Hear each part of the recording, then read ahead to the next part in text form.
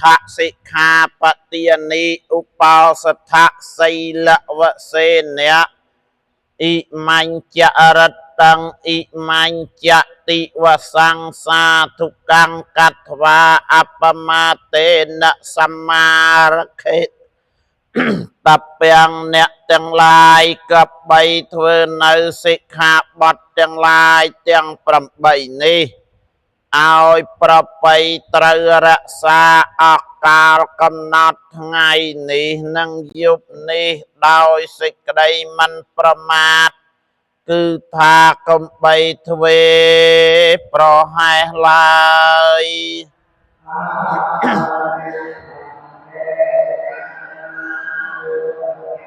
សីលេនសុគតੰយន្តិសត្វទាំងឡាយបានទៅកាន់សុគតិភពគឺទៅកើតឋានសួគ៌បានក៏ប្រសិលសីលេនភោគសម្បទាសត្វទាំងឡាយបរិបូរណ៍ដោយភោគៈគឺសម្បូរទ្រព្យសម្បត្តិទៅបាន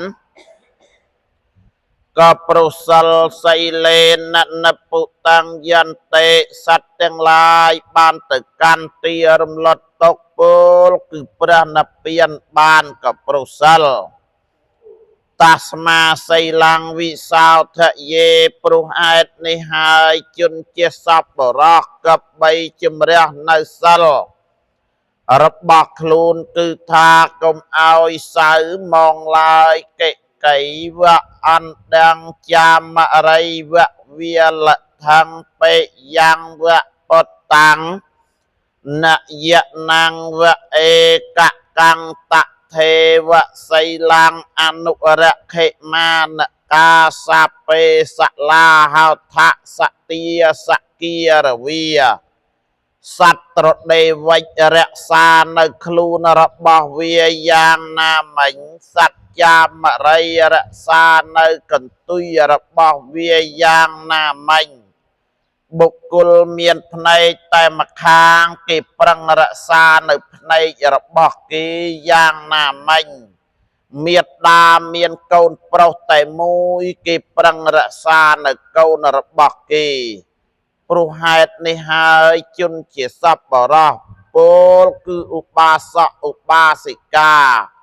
ជាអ្នករក្សានៅឧបោសថសិលចូលមានសិលជាទីស្រឡាញ់ចូលរក្សានៅសិលចូលគោរពនៅសិលឲ្យដូចជាបុគ្គល4ពូកខាងលើឲ្យបានសពកាលទៅអង្គ